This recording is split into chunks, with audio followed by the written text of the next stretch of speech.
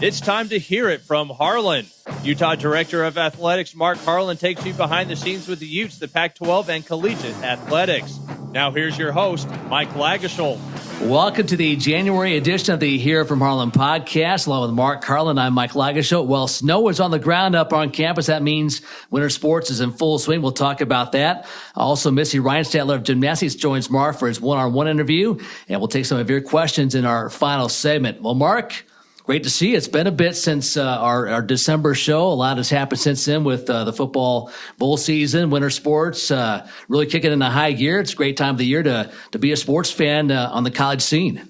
Well, it is. It's good to see you, as always, Mike. Yes, it's been very active. I like to joke with my friends that work in pro sports that, it doesn't end when a football season ends. It just continues to roll. Matter of fact, I think the excitement is even more profound because there's so many kids that are competing for Utah right now. But it's been a great fall, which I know we'll jump into, but excited to get everybody caught up. Yeah, some big news that came out after the holidays. The Learfield IMG College Directors Cup final rankings for the fall. Utah, number 18. That's the highest ranking ever in school history, ranks third in the Pac-12. And Mark, what just a tremendous fall for all of our programs. It was really exciting to watch our teams this fall just surge at the right times, and to have so many of our teams in the postseason was really exciting because we all know, our fans that follow us closely know how hard everybody works, coaches, staff, and certainly the student athletes. So to see them competing, at the end when it matters is really special. But I really want to hit on the fact that we finished third in the league. Yes. Obviously 17th in 18th or whatever it was is great, but third in the league is really, really special because, as we continue this adventure in the Pac-12 and climb, this is such a broad-based conference. No one's close in the country in terms of championships, and so to be there at this time is really exciting. And then it's also speaks to the bar that we're trying to raise here. Mm-hmm. And I think our spring sports have seen the success of our fall sports and want a piece of that. So it's an exciting time, and I think we're only going to see more and more of this type of success. One number that jumped out to me, Utah was one of just 9 programs in the entire country, one of 2 in the Pac-12 that have 4 teams, cross country, football, soccer, volleyball, make NCAA postseason or go to a bowl game. I mean, you talk about rarefied air. That's where Utah was last fall. Well, absolutely. And so our jobs is just to make that rarefied air regular, right. Rarefied air. There you go. And I think when our coaches are in living rooms and they're talking to young people, that's what they're telling them, that, you're going to come here, you're going to get a great education, you're going to graduate, and you're going to compete at the very highest level. In many cases, you're going to be competing maybe on side of an Olympian, but also competing against an Olympian as we look at all those type sports. So again, great effort by everybody. We just got to keep pushing and making sure as administration we're looking in the mirror and providing everything we can to make sure that we sustain this success. But as we look at particular sports, obviously the one that gets all the headline is football, and it was an incredible season, Mike. Mm-hmm. And I'm really proud of the guys and how hard they fought.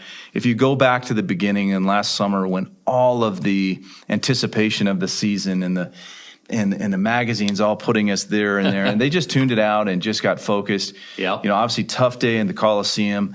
I'll remember this season for how they responded to that and how they bounced back from really was a kind of a wacky game as you look back at the USC game. Very strange. We never got penalized that much but ever before and ever again, right? So it was just kind of a weird night.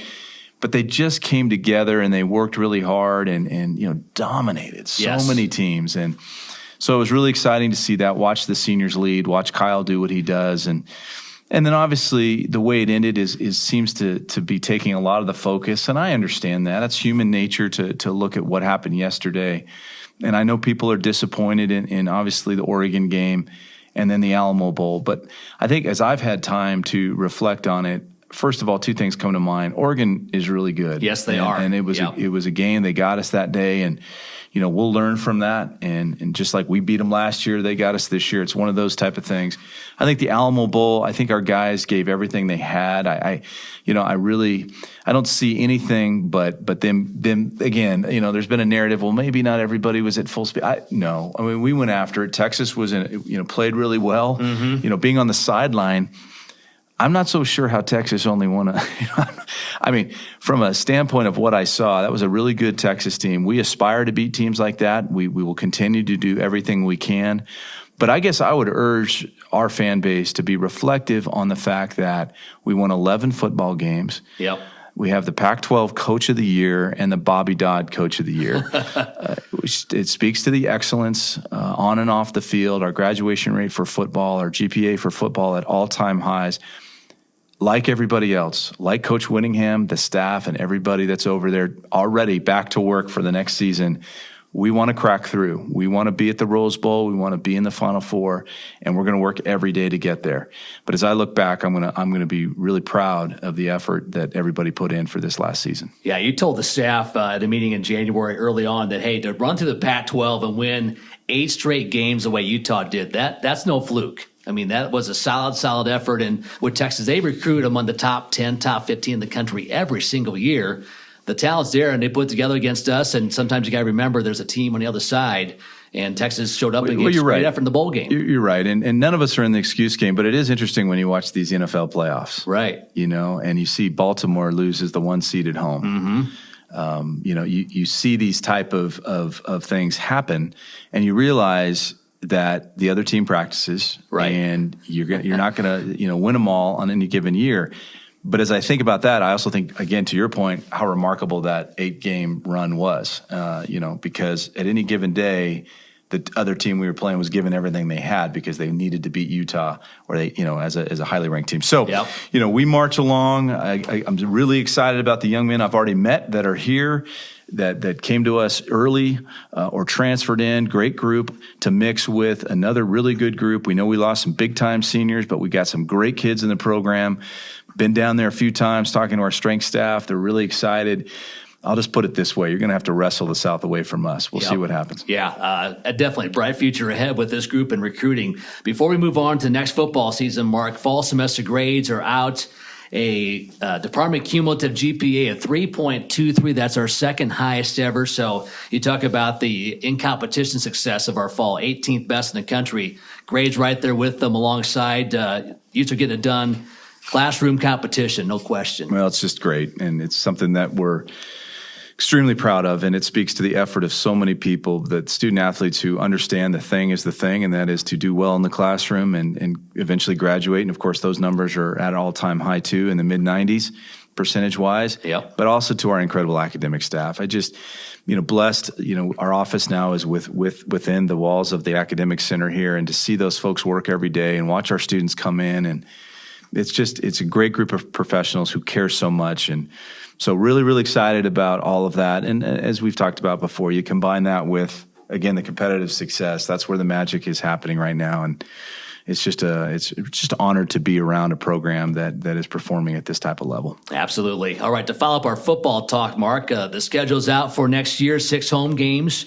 1 Thursday game against BYU, a Friday game against USC. Also, Washington on the home schedule. It's going to be a fun fall to see those group of teams come in and to have the team down south to get things started for us. It is. It was an interesting process this year. It was different with the league. They really wanted more input and transparency, and so 6 folks representing various different schools. Coach Whittingham was actually on that this year. They looked at early drafts that the television folks had brought forward, and they kind of went through various different aspects of it, trying everyone to take off their own hat, which is always challenging, but the idea is to take off your own hat and really look at, across all the 12 teams, competitive balance when you're looking at the league schedule. And then they brought it down to 3 different options, and then the ADs all voted on that about 7 or days ago or so. Utah wound up getting our second choice in the process. But I tell you, you're always going to be challenged on the years where you play 5 on the road and 4 at home in the 9-game schedule. So it's always tough, and you're never going to like everything. So obviously we know we've got 2 situations this coming fall where we have to go on the road back-to-back twice. Go to Wyoming, which was us, right? We scheduled that game some time ago, and then we got to go to California. And then, of course, we close at Arizona State and at Colorado. But it's like Whit and I talked about. You got to play them all. Right. They're going to come in various different times of the year. You look for different things like that. I don't think anyone is thrilled with their schedule.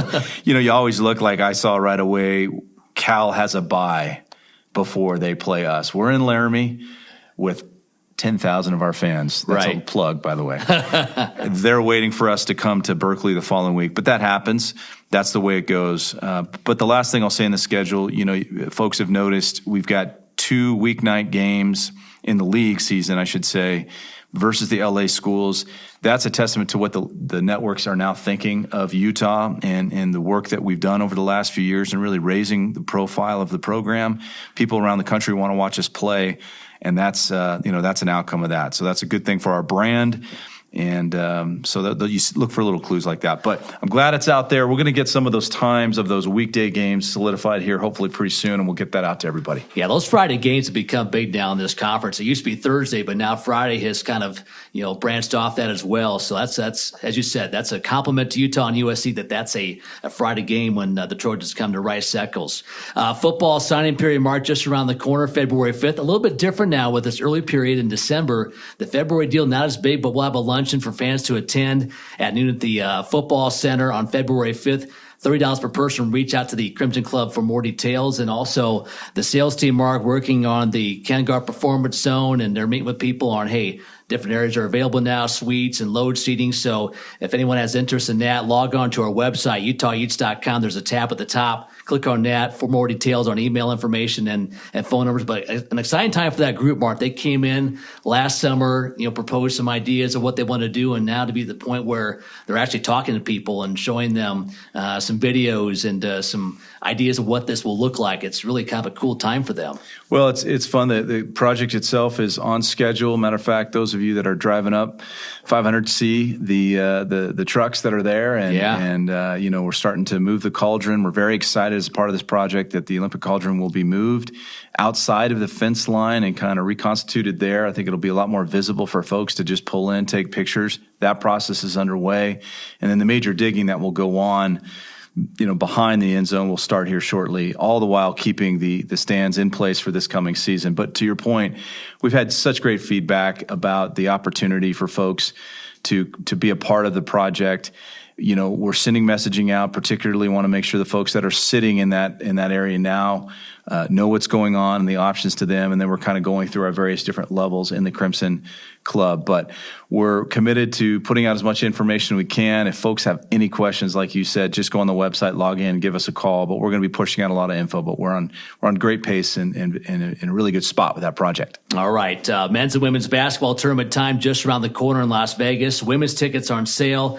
That will take place March 5th through the 8th at the Mandalay Bay Event Center. Men's tickets, it's a priority pre-sale right now, and then February 7th, the public can jump in. The dates of that, March 11th through the 14th at T-Mobile Arena. So, again, log on to utahutes.com for more details on that. I want to give a shout-out, Mark, to Rick Mortera of the women's tennis team. His team was 5-0, their best start since 1983-84 before they lost to number 12 Central Florida over the weekend, and that was a tight one. They lost 4-3, but Rick, first-year head coach, doing a great job with the women's tennis program. Yeah, I appreciate you bringing them up. They've done a spectacular job. It's not easy to have a coaching change, but they've rallied. They're working really hard. And that UCF match that you mentioned, as a former athletic director at South Florida, I'm always interested when one of our teams competes against Central Florida. That was the rival there.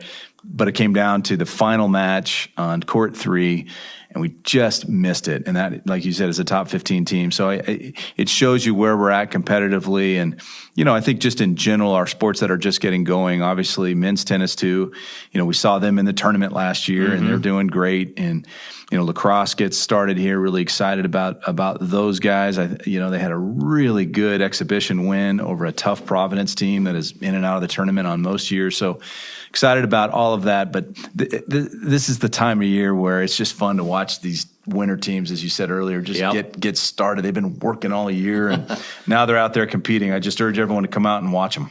A quick note on lacrosse. This is just kind of developing the past week or so. We're moving the February home games to Rice Eccles Stadium. Now, the thought is if it snows, we can plow the field at Rice Eccles. You can't plow the new grass field at the new Ute Field. So all of February home games for lacrosse will be at Rice Eccles, seating on the east side, and you can park in that lot east of the stadium and entrance or entry points from there. The south end zone area is closed. That's why we can't have people coming from the west to the east. So just to let fans know about that. And then the last two home games will be at Ute Field as scheduled later in the year. But that should be fun to have those first three down at Rice Eccles. Well, we always said that if we needed to do that, we would. Very proud of Ute Field, where women's soccer and lacrosse compete. But yeah, there's some snow on the ground up there, and that was an interesting behind the scenes decision that I had to make with the team early on.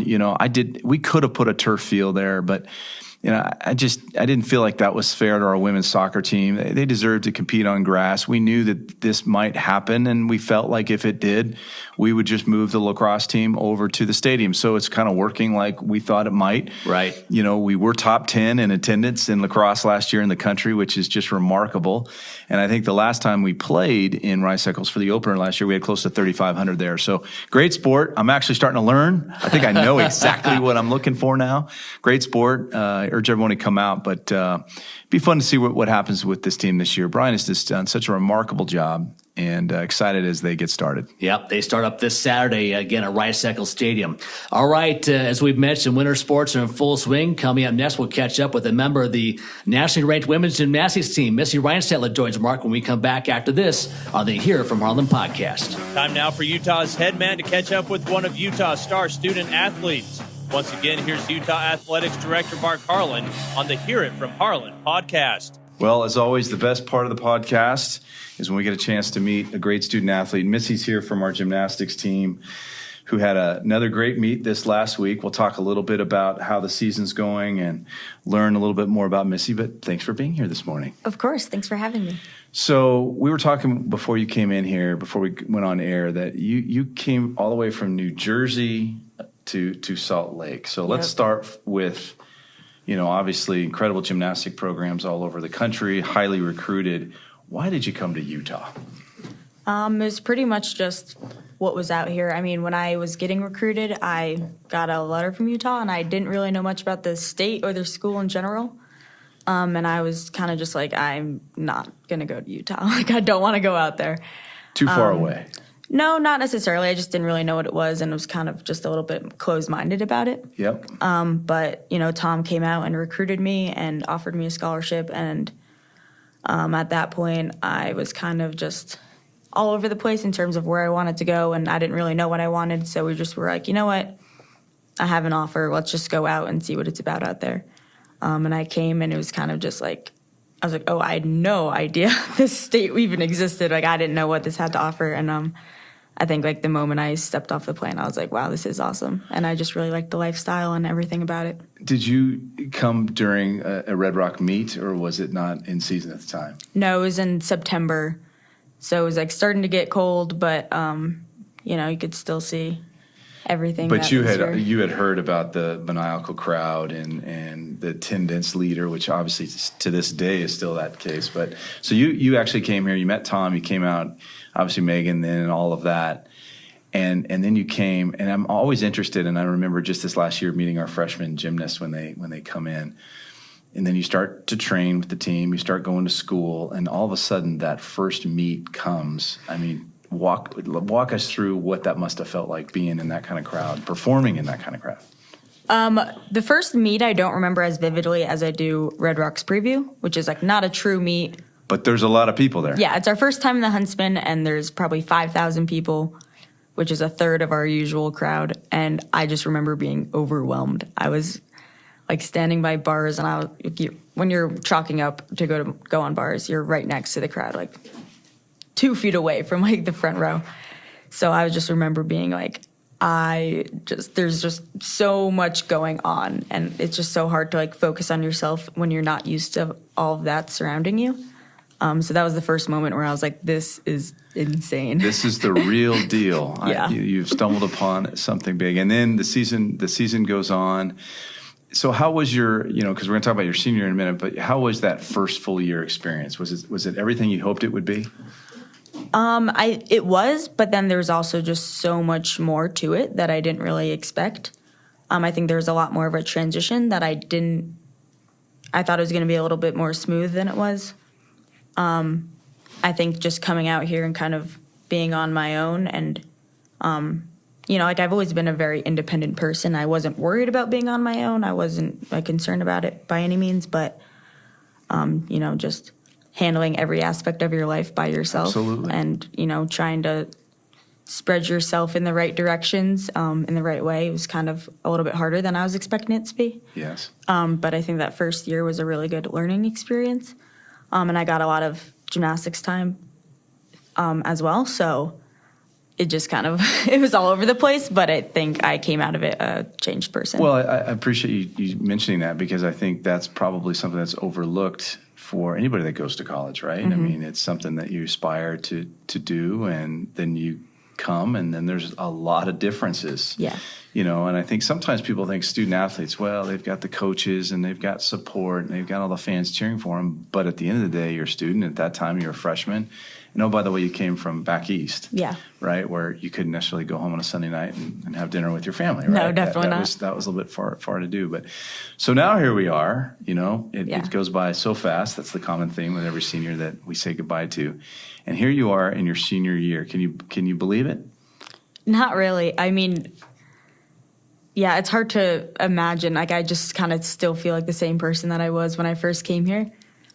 So I don't know, to kind of put myself in the position that I looked up to, like the seniors when I was a freshman, it's kind of wild to think about. Yeah, of course, you still got a lot of, we got the whole semester, and there's a lot ahead. So talk to me a little bit about what you're studying in academics, and how's that going? Pretty good. I'm studying biology, and I have a minor in chemistry. I have an emphasis in organismal and environmental sciences. Can you spell that? Just kidding. Probably. Holy smokes.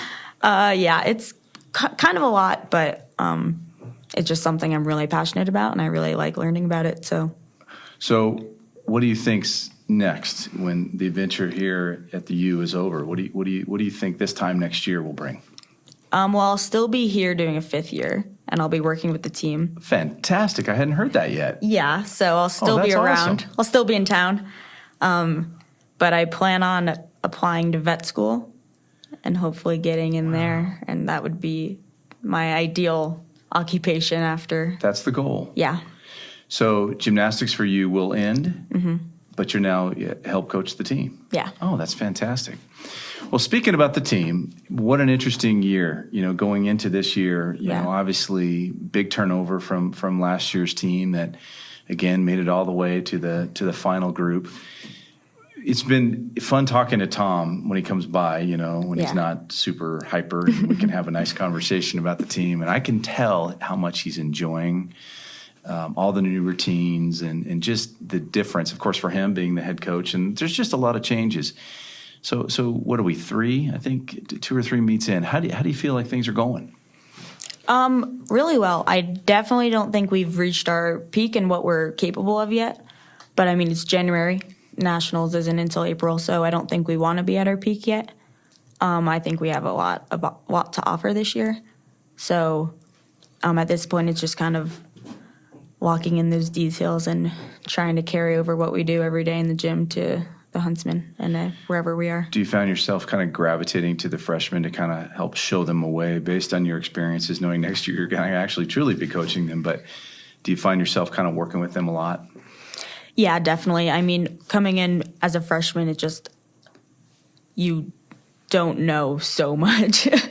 If everything is new, and I mean, like, all of them are super experienced gymnasts and have been all over the world competing, but it's just a different world. And it's like what you described. As a team, and like coming in as a student, they're having to go through that. Some of them have been homeschooled too, which is a whole different dynamic. But yeah. So you're probably more than anything helping them just with the adjustment that you talked about. Yeah, I mean, I just try to be someone that they can come to whenever they need anything. Direct them when they need directing. I definitely like to kind of let them do their own thing when they want to do that, because that's how I always was. Maybe not be like micromanaged kind of a thing, but right.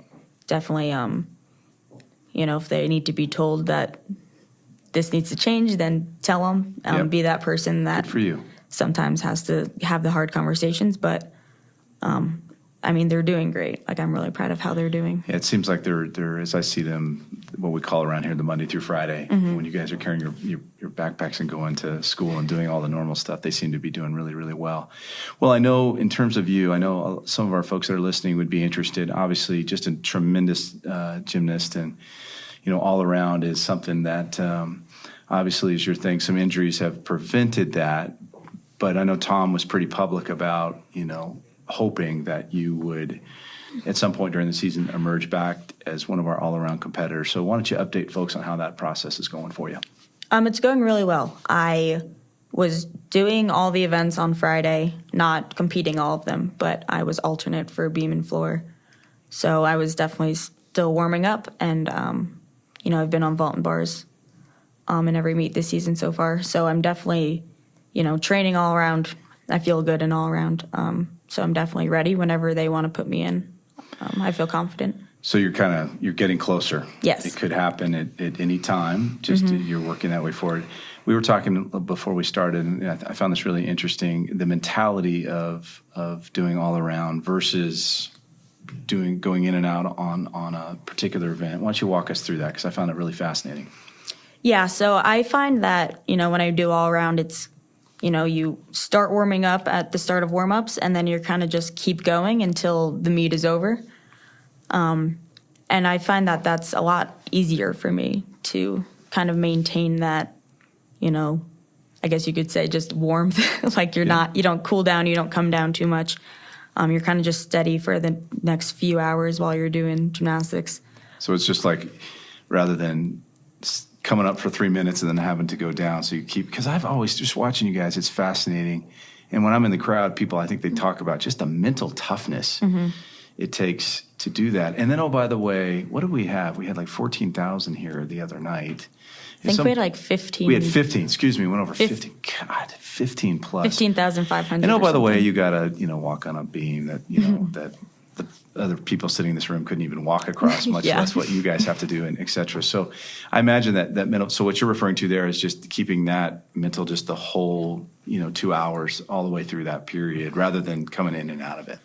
Yeah, it's definitely a mental game for sure. And then on top of that, even just, we warm up everything, and then we come down for a few minutes and, have our introductions, and then before we compete, we have a 30-second touch, which is just kind of hopping on the equipment real quick, trying to warm up and get ready. And it's kind of one of those things that we've been doing it for so long that it's not too bad, but it is kind of a difficult thing to do. Like, we have to do a full bar routine before we compete after, and having not done bars for the past 3 hours. So it's kind of different from practice, where we take quite a few warm-up turns and then kind of do our thing. So it's definitely like relying a lot on our turns in practice, and knowing that we can do it despite not really having our, normal warm-up that we have day in and day out. Well, it's so challenging as it is. Well, I am, first of all, so excited that you'll be back next year. And that is really fun. And I imagine you'd be great at whatever you do. I have noticed that our gymnasts that go out into the world are doing some pretty spectacular things. I've had a chance to meet doctors. We have actually a employee here right now that's we've got one of our former big-time gymnasts up there working as a physical therapist. Yeah. You probably know with whom I speak. He comes back every time to go, oh, God, she killed me today. But she's just, so it's fun to watch the program and learn more about the program, but it's not just what you guys do while you're here. It's all the incredible work that goes on. And I'm sure you'll join that list of folks that have gone on to really special stuff. So thanks for everything. Good luck on getting healthy. Thank you. I think the clue I'm getting is that we're going to see you on All Around here pretty quick. That's the clue that I'm getting. But we're going to hope. We're going to hope. Well, keep getting after it. Really appreciate you taking the time today, and have a good rest of the week. Of course. Thank you. You bet. And welcome back to the January edition of the Hero from Harlan podcast, along with Mark Harlan.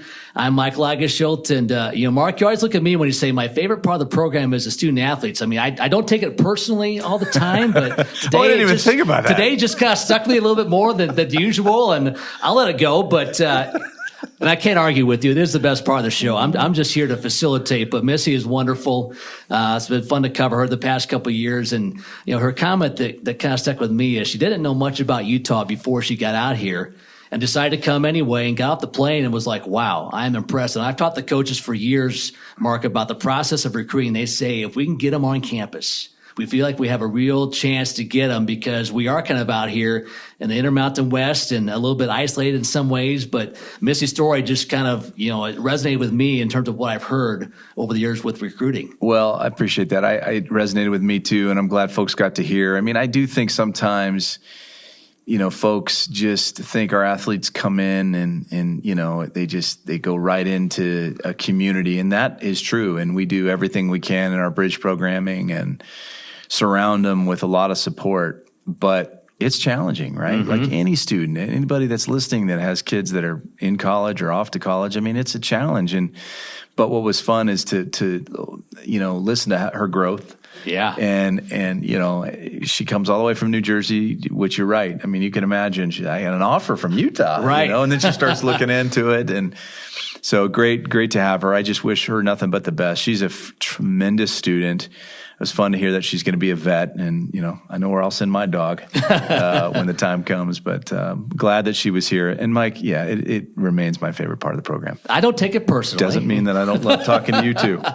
I know where I stand in things, and sometimes that's half the deal. So thank you. Thank you, buddy. All right, hey, let's talk about some basketball, Mark. The men's basketball team, a couple nice home wins last weekend. Women's basketball had won 3 in a row, and then they ran into a very good Stanford team over the weekend. But your thoughts on what you've seen from the hoops teams at this point? Well, it's the battle, it's the fight, it's the grit. Let's start with women. I mean, gosh dang it, they had all these new kids. The men get all the publicity about all these new kids, but the women's team also is pretty much being rebuilt, and they've had these ups and downs, and I had to talk to coach a couple times to say, hey, you're still a great coach. Don't, let's go. But they also had in the hardest, they're talking about this being a legendary year in the women's side of the Pac-12, that no conference has maybe ever been this powerful ever. Yeah. And we start off having to go on the road, to the Oregon schools, which, one of them beat the Team USA for crying out loud. The Oregon Ducks did. So, Yep. So they fought through it, and then to get,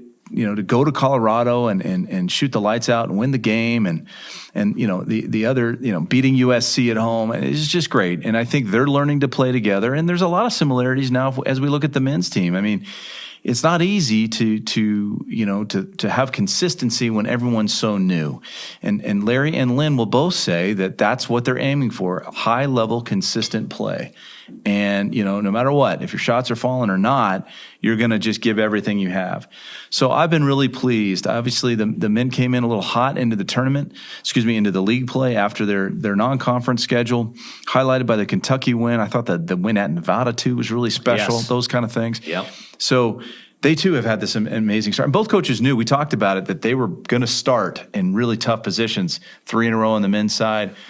So for Larry and the guys to come back and sweep the Washington schools, I mean, that Washington game, Mike, was never in doubt. Would you agree? No. Okay. But they pulled it out in a grit, manner that just was awesome. And then to play really well, I thought, on Saturday. So now we got to go back out on the road on the men's side against a really good SC team and a UCLA team that on any given moment can be special. So onward, it's fun. It sure Our is. fans that are coming, I think, have been really treated to some really good games. We've only lost 1 game at home all year. We need people there. Again, I joke about the Washington game. The crowd made a difference. Absolutely. We were down by a bunch of points. We weren't hitting shots, but the crowd stayed into it. It gives the guys energy on defense. It made a difference. So continue to come out and support.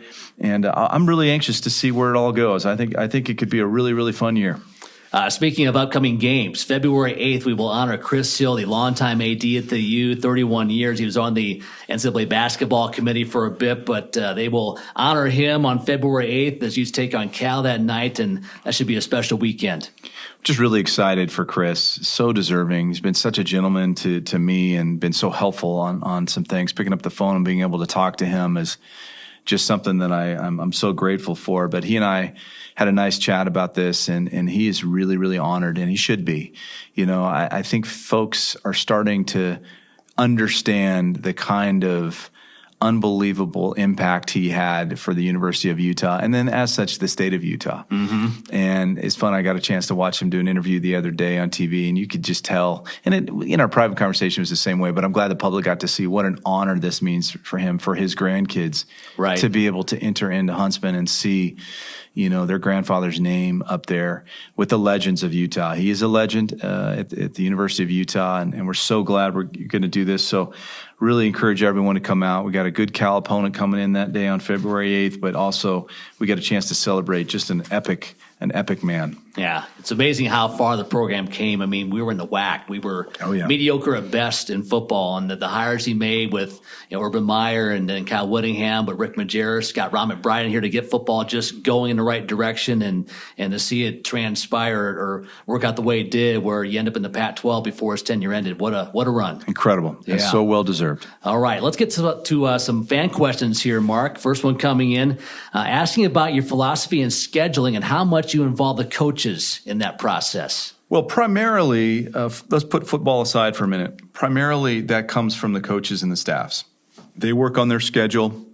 They work in alignment with their sports supervisor. Every sport here has someone that directly oversees them, that then reports to Kyle Brennan and myself. So they're responsible for that. We give kind of parameters of our expectations. We want people to schedule in a way that puts the young people in the best chance to get in the postseason. That means don't underdo it, and that means don't overdo it. So we've got some expert coaches here that have been doing it for a while, and they do their thing. What's interesting is just the great jigsaw puzzle that is, right? Because you have to be also logistically aware of, you can't schedule a basketball game when the Red Rocks are competing. We would agree with that, right? So all those type of things that Steve Pine and Gavin do to keep all of that stuff in place weighs into it. With football, because of the massive nature of it and how it all works, that's something that we're a little bit more hands-on with Coach on that and his staff. And, of course, a little bit with the basketballs too. But by and by, it's up to the coaches, and our expectations are that, we're doing smart things to give us the best chance to get in postseason. Okay, next question about lacrosse. This person's saying, hey, great first season. They're asking about a possible conference affiliation or developments with the Pac-12 in lacrosse, and they just love the sport. They want to thank you for your openness and just some thoughts or insight you can provide on that, Mark, with lacrosse and a conference affiliation. Well, it's a great question, right? I mean, we're in our second year of a program. We took a really hard analytical look with Brian and with other folks that really help us run the lacrosse program after the end of last season, and we really seized on a couple key things that we have to focus on, right? And some of that is your basic, how you invest in the program, schedule, big challenge there with so many teams back east. How do we travel? Because the expectation is they got to keep up academically just like everybody else. That's what you got to do at Utah. But the one thing that really is something that we've just got to continue to work hard on is looking at conference affiliation. We can compete as an independent, and do well, but when you don't have the automatic qualifier into the postseason, it's difficult. So you got to take one of those at large, and there's very few. Pac-12, I don't see the momentum to add men's lacrosse. We are the only team that is competing. You need at least 4 or 5 to really have a chance. I think the NCAA now you need 6 in a conference to have the AQ, automatic qualifier. So we continue to look east to, who wants to be a part of our program. I joke, but it's also serious that Brian didn't help himself with some of the wins he had last year. Yes. And some of the recruiting he had last year. And our fans didn't help by making it top 10 attendance. Right. Those Great things, points. those Great things, points. Are looked at by maybe lacrosse coaches across the country say, do we want to play those guys twice a year? So Kyle Brennan, the awesome deputy athletic director here and chief operating officer, is on the lacrosse committee now. That was strategic. We wanted him in the room, at the NCAA room, to be a part of the group that selects in the conversations about lacrosse. But we're going to work really hard. Commissioner Scott has been a huge help in this way. He really helped Dr. Hill and others when we launched lacrosse. He's a big-time lacrosse supporter. I think he's had conversations with other teams in our leagues, but now we're really focused on the Big Ten has it, the ACC has it. So we're working behind the scenes. Yeah. We know that's something that we have to do. Brian is going to have success. We got to see what we can do to get ourselves in a conference. Very important, and I really do appreciate the question. Yeah, some great questions this time around. Well, Mark, that will do it for us. Busy show, as it always is in January. Great to see you, and we'll catch you back here in a few weeks. Thanks, Mike. Appreciate it. All right, that will do it for the January edition of the Here from Harlan podcast. Thank you to Missy Reinstedt of Gymnastics for dropping by. That will do it for us. For Mark Harlan, I'm Mike Lagerschultz. Until next time, so long, everybody. This has been the Hear It From Harlan podcast. Subscribe and listen all year long as we keep you up to date on Utah athletics.